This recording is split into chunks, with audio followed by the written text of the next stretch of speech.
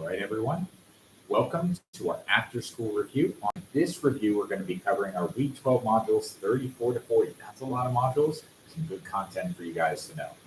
All right. So, already figured out which questions we need to cover. So, with them as the class is at. So, the first one here, we start with number one, and we've got inflation rate, unemployment rate. We got a Phillips curve, and they're labeled. You have SRPC2 and SRPC1. It gives you a few interesting things at the top. It says SRPC 0 is the Phillips curve with the expected inflation rate of 0, because at 0, you have 6, and that can come in handy later. And SRPC 2, Phillips curve with an expected inflation rate of 2%. So at 2, we're also at 6%. So you're like, hey, where's the long run Phillips curve? You got some hints dropping actually right there. But anyway, just know those two are two different curves. Shifts of the Phillips curve, moving along the Phillips curve, all of that is in play. So we're going to start with number one and number two. So number one says, suppose the economy is currently at unemployment of 6%, inflation 0. So 6%, inflation 0, we must be on, that's not what I meant to do, but 0 and 6, we're on SRPC 0. Okay. And it says there's no expectation of future inflation. So at 0, that was the definition of SRPC 0. So two ways. We're looking at SRPC 0. If the central bank increases the money supply, the average demand shifts to the right. Average demand does what to the Phillips curve? Moves you along the Phillips curve. So we're going to be moving along this Phillips curve. We're not shifting. So SRPC 2 is right out. And unemployment falls to 4%. Well, on SRPC 0, at 4%, the price level would be 2% inflation, and you would increase from 0 to 2. That's it. Pretty easy stuff. Okay. All right, and number 2 says, all right, suppose the economy is at 6 and 0, no expected inflation, so we're still on SRPC 0. If the central bank decreases the money supply, such that average demand shifts to the left, the average demand shifts to the left, decrease in average demand, decrease in output, increase in unemployment. And unemployment raised to 8%. Yep, that would. Inflation would be, well, if we have 8% unemployment, what would our price level be? 2% deflation. Make sense? So whichever way average demand shifts, the short run Phillips curve moves opposite way along with. Yeah, you can kind of think of it the opposite way, but to be honest, the best way to kind of think this one through is if average demand were decreased, just draw your ADAS model. So if average demand decreases, then we would go ahead and move this way, which means output decreases. So what's unemployment going to do? And what would the price level do? Right, so unemployment increases, price decreases. So you can memorize it as it's an opposite directional shift. Correct. That's fine. Or you can just go, hold on, does that make sense? Which means you should be able to logically work that out. If you kind of draw your ADS model and go, I see it. So this must be happening here. Yep, that agrees. I'm feeling confident on these questions. Make sense, guys? Let's see this. All right, moving to number 6. Suppose that commodity prices across the economy begin to fall. Commodity prices are input prices. So input prices fall. Okay, what would that shift in our ADAS model? Short and average supply. Would it increase short and average supply or decrease it if commodities are cheaper? It would increase short and average supply. Well, it says consumers firms begin to expect a lower rate of future inflation. Cool, so they're expecting that lower price level. That checks out because average supply increases, price level falls, that would increase. All right, so what do you expect to have a short and average supply curve, short and Phillips curve? All right, before we get there, what is the relationship between the short and average supply and the short run Phillips curve? A shift in short and average supply will shift the curve. Which way? I like to do figure it out. Like method. I mean, you can memorize them. You can also just go, I understand the concepts. It has to be right then. So we know that commodity price fall will shift the short and average supply curve which way, left or right? What will a decrease in commodities, so input prices, Will increase supply or decrease it? Increase it. That means average supply will shift to the right. Okay. So average supply shifts to the left. No, short and average supply shifts to the right. Okay. Let's think about this now. It's going to be either this one or this one. So it's going to be B or D. Okay. Let's see. And the short and Phillips curve will shift. I like that. Downward. Okay. Let's see if that's right. If short and average supply increases, prices fall and output will increase. So what will unemployment do if output increases? Unemployment would decrease. So decreasing price level, decreasing unemployment. That would be which curve? Going from SRPC 2 to 0 or 0 to 2?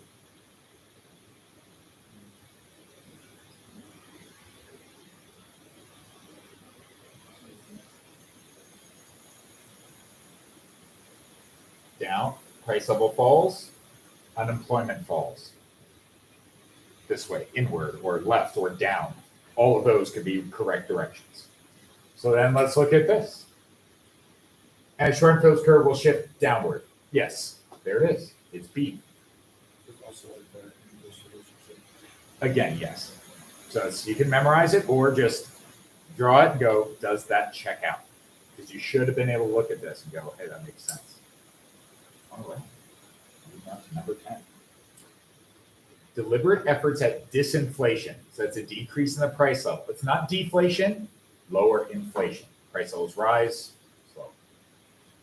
Can be costly to the economy because if deflation is forced on the economy, unemployment, is that the same as disinflation? So I don't like A. That just seems like they're barking up the wrong tree. High inflation is forced on the economy. Is that what disinflation is? I don't like it either. Stagflation, stagnant economy, and high prices, that's not disinflation. Essentially, it's what's disinflation? A recession is forced on the economy. Okay, if we're lowering the price level, what usually lowers price levels? Recession, the decrease in average demand. So we decrease average demand, price level falls, disinflation, not deflation necessarily, but lowering price level. But unemployment would then increase as output falls. Yeah. If you have a recession, price level falls, output falls, unemployment increases. So it's got to be delta. Is that good for everyone? Any questions? Stagflation is cost push inflation. It's a negative supply shock. So you have your average demand, average supply. Oil, energy becomes more expensive, or even wages, but usually it's those other two. And average supply decreases, causing prices to increase and output to decrease. So stagnant economy, high inflation. Stagnant is bad. Inflation, a different kind of bad. It's kind of the opposite of what average demand would do, a normal business cycle. All right, the next one is 12. During periods of deflation, that's negative price levels, so prices are actually falling, not rising, slower like disinflation. During periods of deflation, blank will be hurt and blank will be helped. Okay, borrowers, lenders, we don't really need to worry about work. Oh, we could do workers and employers, but not with deflation. Okay, so who will be hurt when prices fall? Well, let's start with lenders and borrowers because those are the ones we've used the most. If price levels fall, will it be easier to pay back a loan or harder? Would it be easier to pay it back or harder?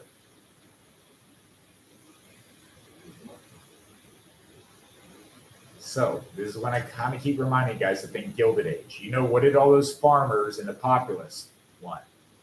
They went and bought metalism, Wizard of Oz, the Silver Slippers held the key to unlocking the Golden Brick Road and that tyranny.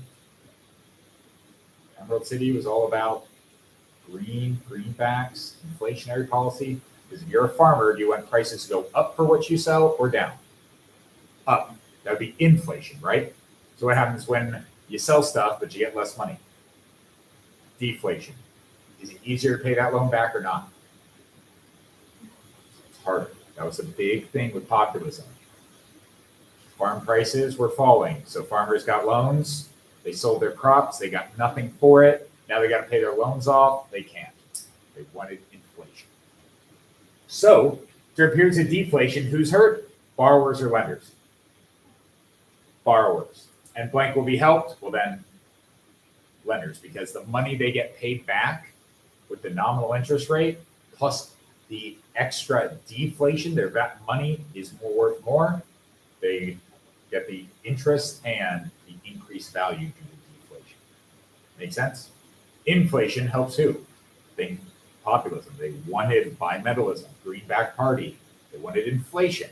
So farmers are borrowers. They want inflation because then their prices go up. It's easier to pay back their loans, and then the real interest rate is going to fall.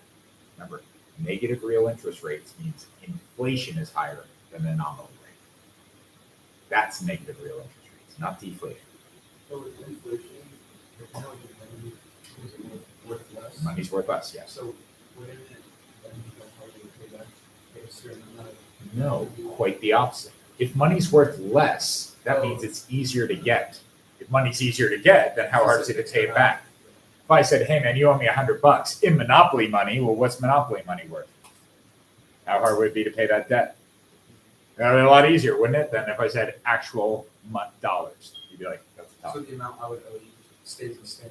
The dollar amount stays same, or with the nominal interest rate, it increases, but inflation means it's easier to get money because prices are higher. And who loses? You now pay me back with monopoly money. I clearly lost because I'm the lender. Make sense? All right. We were all on board on this. This is important stuff. All right. Next one to move on to is 14. Yes.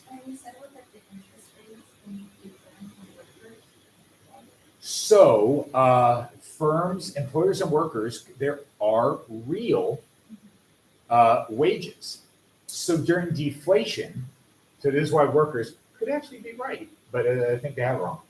During deflation, who's going to win? If I'm a worker and wages are sticky, do my wages change if they're sticky? So deflation makes workers what? Better off, because I can pay you the same dollar amount, but you can buy more with it. Who's going to be hurt? Employers, because when they sell their stuff, they get less money for it. There you go. That would cause me to lay off workers, produce less, prices fall, wages fall, self-correcting. All right. Is that good, guys? What? Yeah. Who wins with deflation? Who's hurt? Borrowers. Who's helped? So for B to be right, we have to be For B to be right, yeah. If I put employers and workers, yes. Employers are hurt because they get less money to pay their workers, but they keep paying the same amount, and workers would benefit.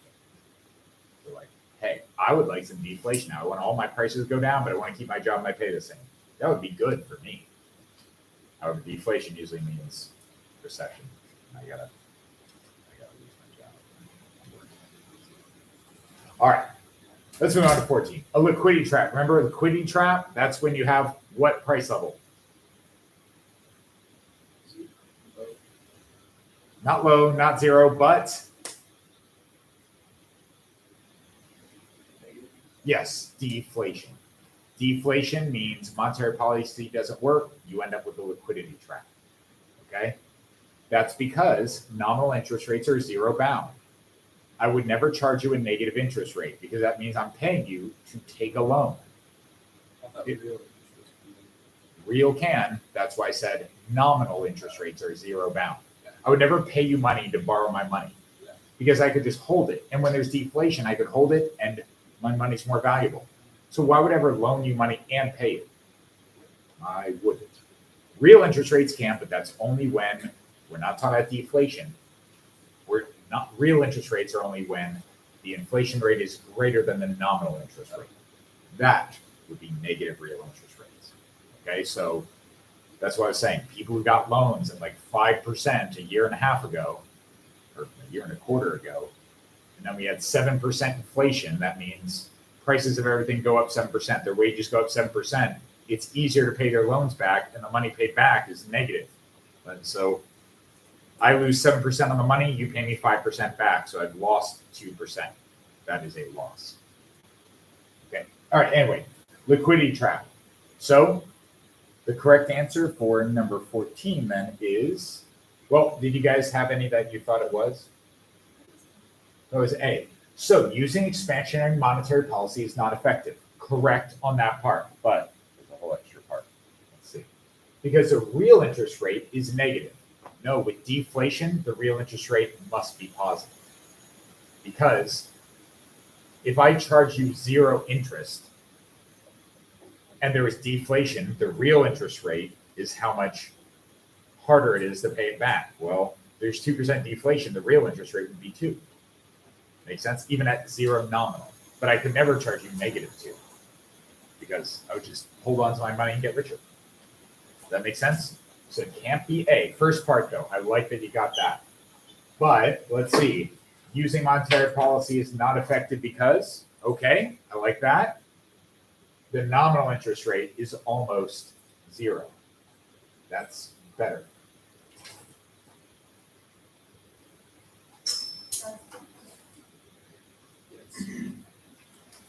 Yeah, so essentially, if I'm charging next to nothing for loans, I'm kind of happy to just do what? Hold on to the money, not loan it out. Therefore, all that expansionary monetary policy, money being put in my bank, I just hold on to it. So I'm getting almost no nominal interest. So that's my risk, and it's not enough reward for the risk of the loan. So they still get profitable by doing nothing. Yeah, if you did lend that application, like guaranteed to lose money, right? Not guaranteed. If I was charging 0.25%, that's a lot better than 0% holding it. But then, is it worth it for me to give you a loan at 0.25%? To take that effort, risk, hassle? Nah, just hold it. And then next month I could maybe have a different interest rate and a better opportunity and not have to stick with that 0.25% for however long the loan is.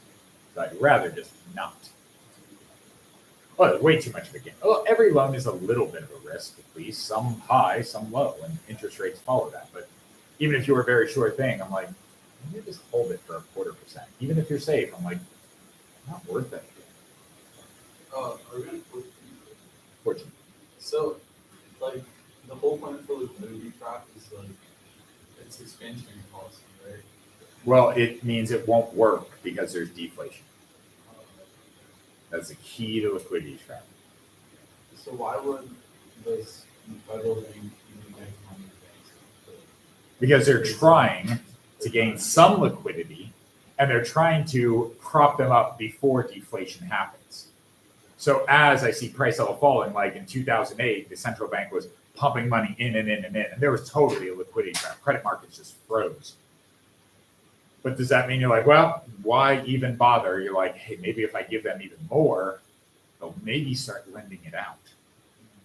And we had deflation, but I mean, it was like 6 months, not years.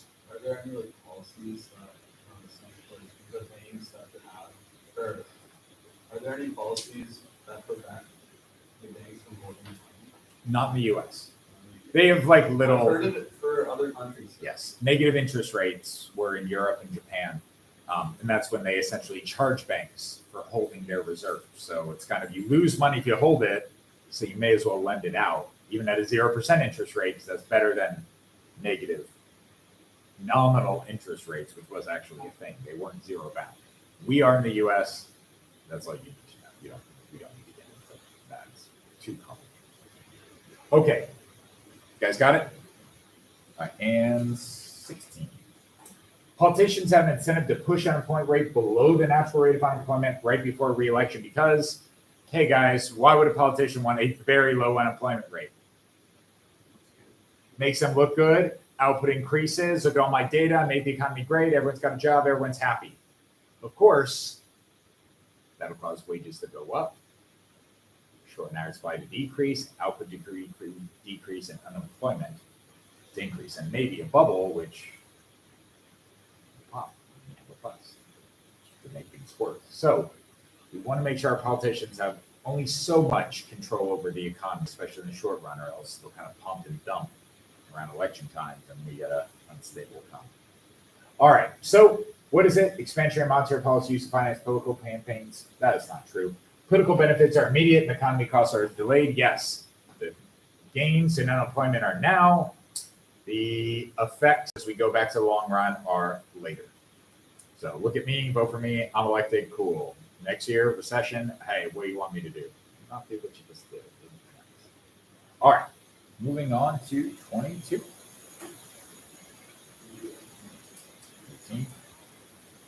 Classical economists point out that straight up between unemployment and inflation, it's more Phillips. Increase in money supply leads to equal proportional rise in price level. You probably agree with that. Government spending can affect average demand. They do agree with that. But then you'd have crowding out of deficit. There's possibility of liquidity trap. I did agree that monetary policy can increase potential GDP. I think it's right. Yeah, I was going to say B is the best. Essentially, they're saying monetary policy is just adding money to the economy. So your MB equals YP. Well, if you increase M, V is stable. Well, output's not really changing. We're always at long run, and therefore you're just getting price level. The song, the Keynes versus Hayek, it's just inflation that's driving the ones. You put money in the economy, people have rational expectations it's coming. They see the money, they take it, prices go up, they don't really change output. And you just have nominal GDP increasing and real GDP is not measuring it correctly. That's what they would argue. What is classical falling under? Is it monetarism? No, there's classical monetarism and Keynes, they're their own. The classical economists, the one that uses the quantity theory. No, monetarist is a quantity theory of money. I just referenced it as like a way to kind of show it. So Austrian and classical are more similar. All right, 22. Keynes suggested the prime factor is affecting aggregate supply. No, money does affect aggregate supply. It does affect aggregate demand. Granted, he would also say variety of factors, and it's not his like main point, but variety of factors can affect aggregate supply. And he would say variety of factors affect aggregate demand. And net exports is prime factor and affecting aggregate demand. Well, that's not it. So there's like 3 correct answers that you could argue, which means don't put a lot of time and trust into this. So if you're on B, C, or D, and you're like, well, C and D are both right, and B is, yeah, I mean, that's monetary policy, so that checks out, then cool. You're getting the idea. This question will not be on. All right, 23. Changing back to classical gains. Hey, what's missing from the classical view? Short run average supply. That's kind of the way to think of it. They say it's so short, not worth it. Here we go. So according to the classical view, if this economy shifts from 82 to 81, say average demand will shift. Let's say due to a large increase in spending, then the price level will increase, but real GDP will decrease. No, price level will do what? Go from P2 to P1, causing what? Increase in price level, but what's output going to do? The same.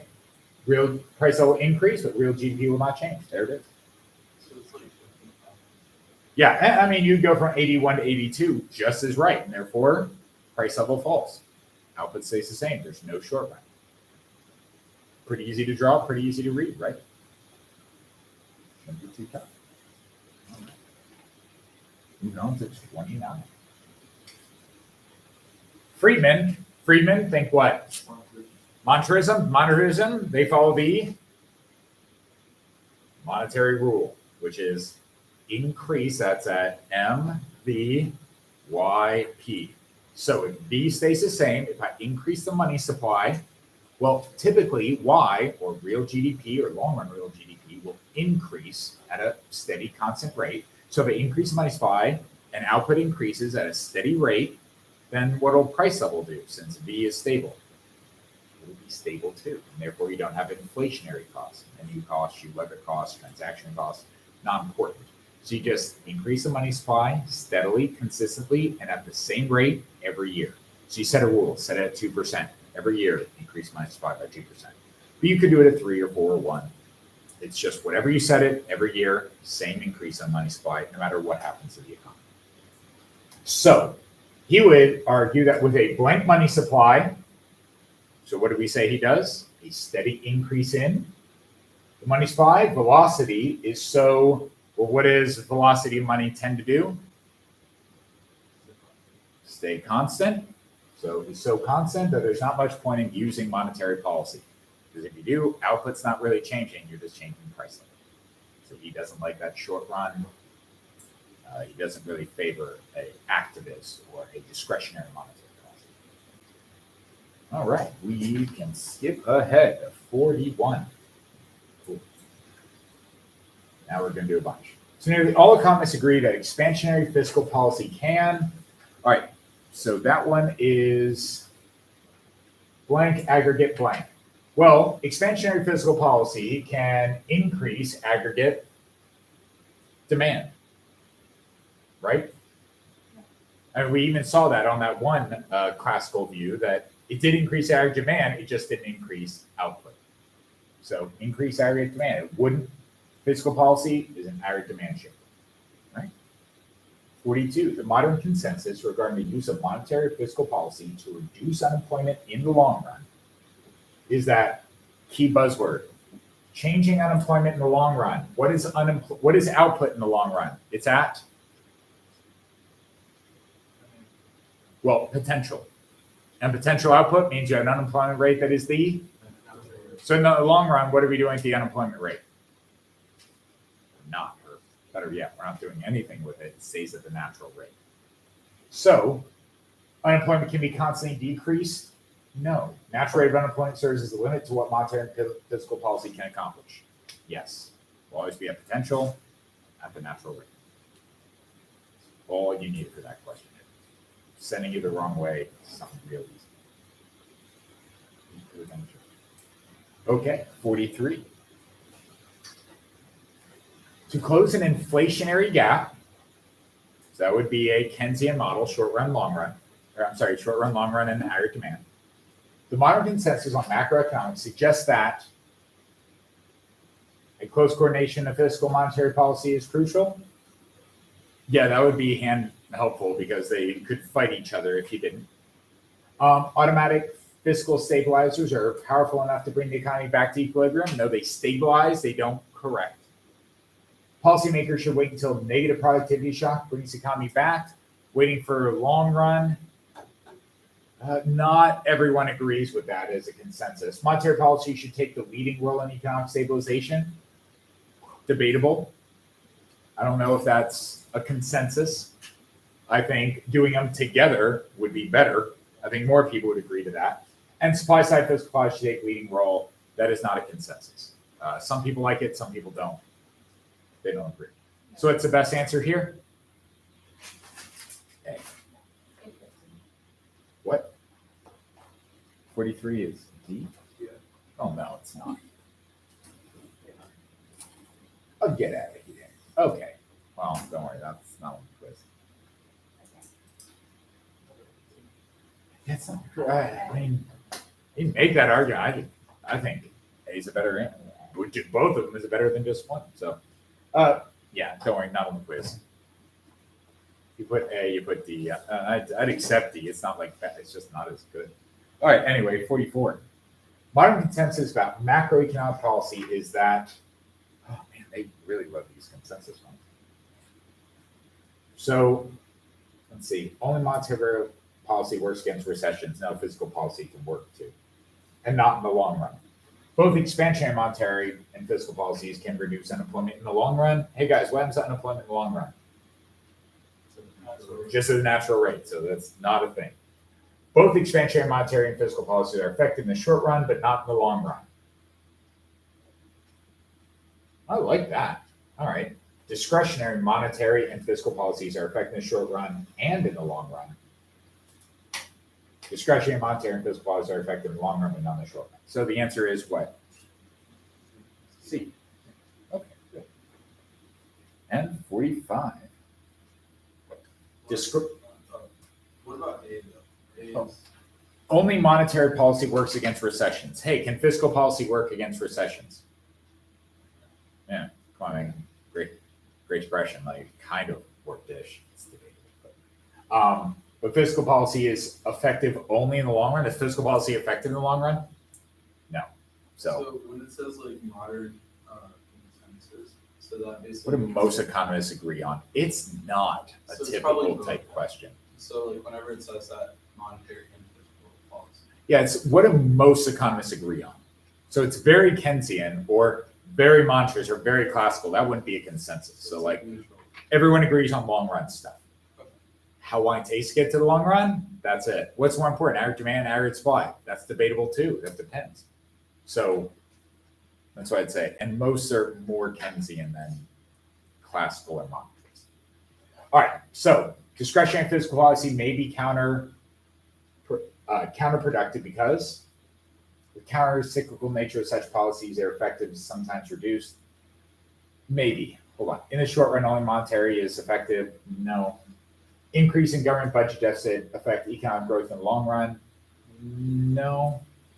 Other various lags in fiscal policy. Ooh, what's that big drawback to fiscal policy? It takes time. Lag. It may take effect when the economy's already recovered. That would be counterproductive. You have a recession, you try to do fiscal policy, it takes forever, the economy's all better, and then you add stimulus. So that's counterproductive, countercyclical. Not countercyclical. All right, and 47. Many economists believe that fiscal policy can be effectively to reduce unemployment below its natural rate. No, it'll come back. Monetary policy being used to effectively reduce unemployment below its natural rate. No, not in the long run. Fiscal policy should be used sparingly due to political influence, which may impact its implementation and use. Yes, that's a deep one. I want to come back to that if that's it. Monetary rules are the best? Not necessarily. Oh, and monetary rule would probably be monetarism. Economy can self-correct without activist monetary fiscal policy. That's also true. But going back to C, we're going to say it's C or E. Fiscal policy should be used sparingly due to political influence may impact its implementation use. There is an argument to be made, a good one for that answer. Because if I'm going to do fiscal policy, the government's deciding where spending goes. Does that mean it'll be the most efficient place? Or it's the most popular, or just what that politician likes, or who paid the most of their campaign? So you can kind of manipulate a healthy economy, but then you're picking winners and losers by doing C. So there's a point to be made that C could be right or E. And what's the key say? C. Many economists believe the economy can self-correct without activist policies. So there's nothing wrong with Echo being a right answer too. Is that good? Would C be like a classical perspective? It's more of a classical perspective, but also, I mean, you can be Keynesian and go, yeah, government picking winners and losers makes it unstable thing. So you got to be careful, but it doesn't necessarily mean it should be sparingly. So it's a little odd. Not a great question. What are any consensus? Like I know you said a lot of them are part of it. Not many consensus questions on it because that's a lot are debatable. But remember, I say, hey, long run consensus stuff, absolute fair game. You're gonna have a hard time arguing that no, it's also this. You can, but it's hard. Doesn't the economy self-correct like by itself? Yes. So that's why E is right. Yeah, he is a good answer. I'm not gonna debate that. All right, let's move on. We got some actually. Oh goodness, that is it. All right. So guys, that's a review. I hope it helped, and good luck, and I'll see you at the quiz.